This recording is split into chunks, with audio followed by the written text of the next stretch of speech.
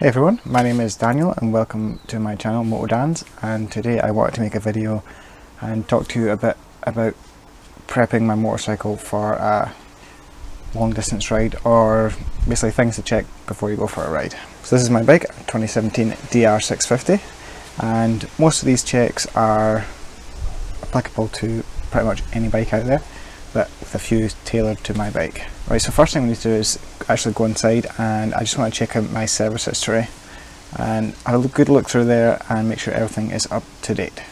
Currently the bike has just ticked over 25,000 kilometers. So if we have a look on here, as I said, the bike's currently just ticked over 25,000 Ks, so this is how I keep track of my service history here.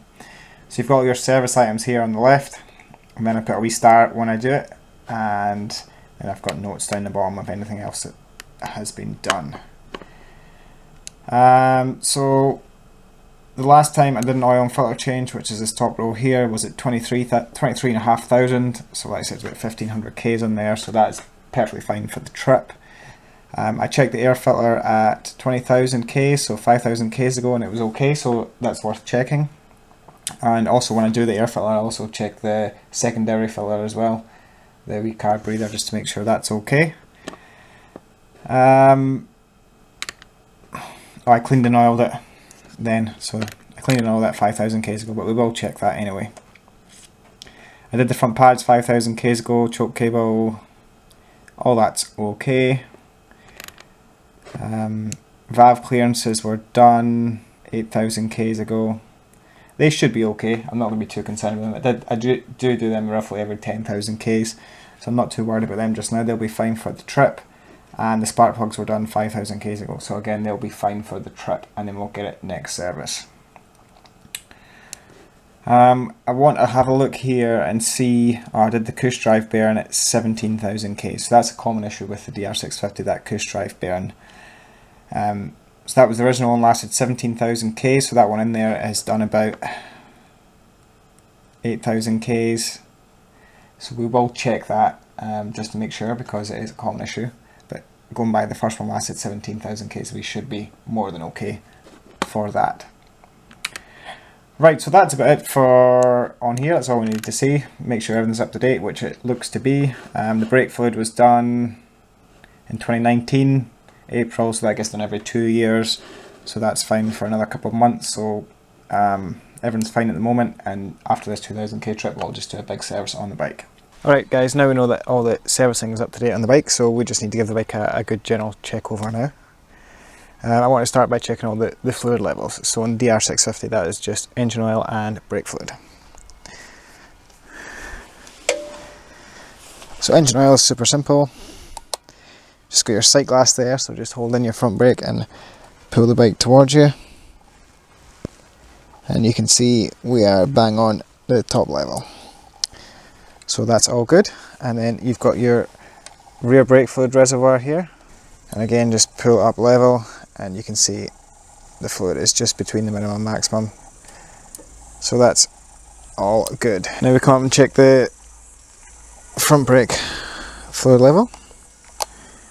And you can see it just there. When it's up level, you can just see an air bubble there, so that's on the top line. So that's all the fluid levels checked there. So now we're going to check the lights. So we'll put my ignition on. That is my headlights working, and high beam. And you can see in high beam I've got that light bar coming on as well. And my wee spot is like indicator right, indicator left. Now on the rear, I've got my park light, front lever brake light, rear lever brake light, indicator left, and indicator right. If you're just doing this by yourself, just hold your hand here and you can see the brake light working on your hand. And have a look down and check your number plate light also. I just want to check the throttle cable is not tight. There's a wee bit of play there. You just want to check your brake lever is just nice and firm. It doesn't go all the way back to the bars. Same with the rear one. Just touch that down, make sure that feels okay. And the clutch, make sure that pulls in fine, and you've just got a wee bit of free play there. I've probably got just a wee tad too much free play there, but I'd rather have a bit much there so I can easily reach it with 2 fingers. So you just want to go lock to lock, just make sure nothing's binding up, no cables are jamming, which is all good. So next we just want to check the tyres, and that includes tread and tyre pressure. So to make the tyre checks just a wee bit easier, I'm just going to jack the bike up. So I've just got the wee trail jack, the wee trail stand that you've seen in my tool video, and I just put that under the right foot peg here. So all I do is lift the bike up from here, put this under the foot peg mount there, and I just want to check the tread there. So the tyre tread there, the tyre's probably about half worn, there's about 5mm tread there, and you just want to spin it around and check, make sure you've got no punctures or any nails or anything stuck inside the tread.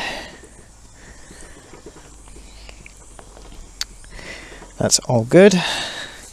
You want to spin it and make sure the rear brake works.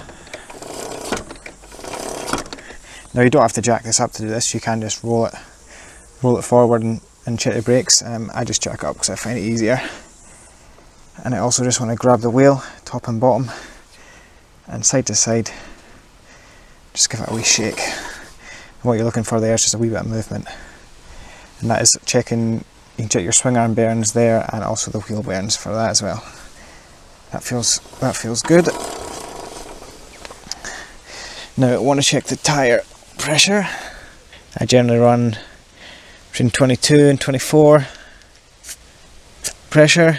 That's at 22, so that's fine.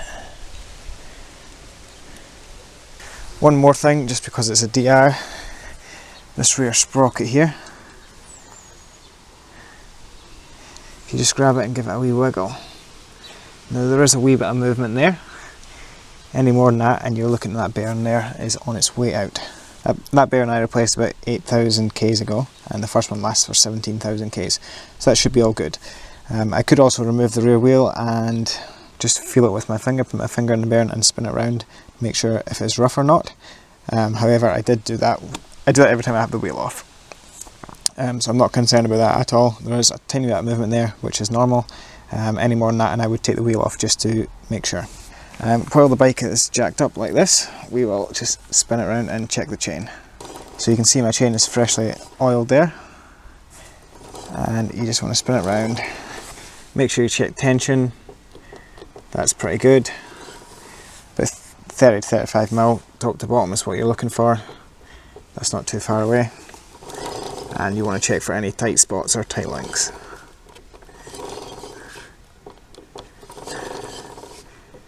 This chain is pretty good.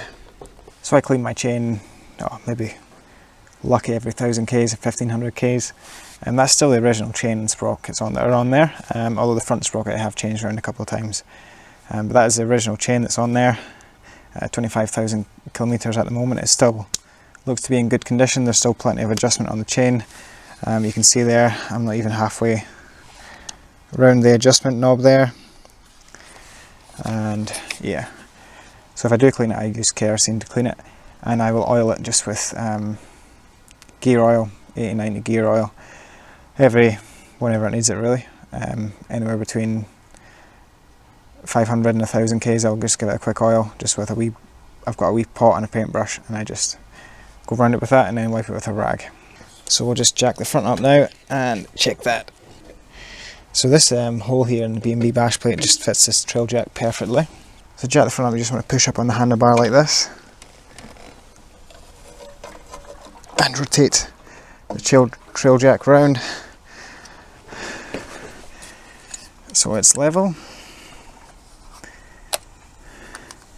and that's how I jack up the front of the bike. That trail jack works really well. I have stripped the whole front end off the bike before just with that trail jack. However, I would put a wee block of wood or something under the side stand if I was going to do this for a prolonged period of time. Right, so at the front we're just going to do the same check, so just grab the wheel and shake it. It's kind of hard to shake it side to side, purely because the steering moves, but you know, you can shake it top and bottom and spin it round, check the brake works. So we want to check the tyre tread here. and just go around it like we did at the rear.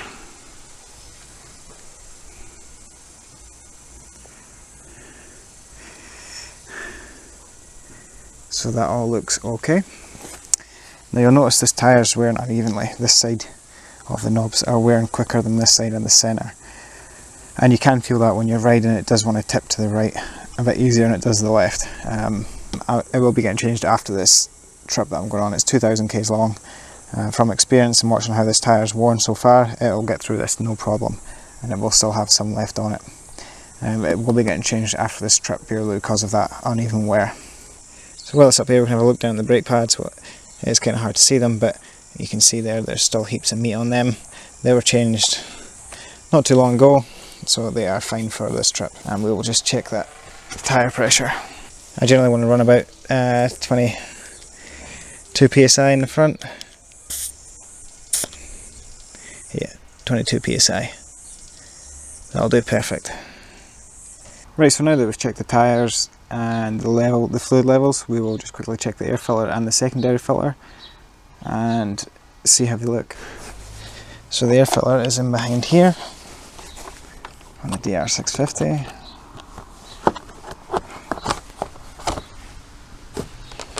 And it's just these 4 screws here. So that's the air filter in there. It still looks clean as the day I oiled it, and it's still got oil on it. You can still see that tacky stuff sticking to your finger. A lot of people say you should clean and oil a filter very often, like every ride near enough, but to be honest with you, that is, what, 5,000–6,000 k's maybe, probably even longer since I last cleaned and oiled it. It's still clean and it's still got oil on it. There's just a waste of time and waste of oil cleaning that. You would obviously see it if it was quite dusty and dirty, but this one it looks mint, so there's no point in going any further with that. Where I ride, I do get some dust actually, but it doesn't actually seem to get into the airbox for whatever reason. And yeah, so I'm not too worried about that. That's fine for another 5,000 k's at least. Right, to get access to the secondary filter, I need to remove the seat. It's just 2 12mm.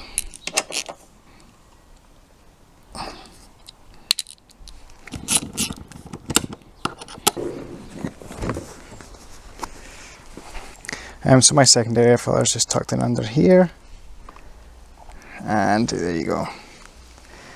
There's a wee bit of dirt on there, but it's actually not too bad. That'll be fine for the ride that I'm about to do. I find that secondary filter blocks up 2 to 3 times as often as the air filter where I ride. That is a Unity air filter in there, and when it blocks up you do get I'd say a lack of power, and when you're going on the throttle it's kind of like a lag. You open the throttle up and nothing happens, and then it goes. That usually indicates to me that that filter is blocked. There is no symptoms of that at the moment, and as you've seen there, it's still pretty clean. So that'll be fine for the ride I'm about to do, which is mostly road. Right guys, that's about it for things I check on my bike.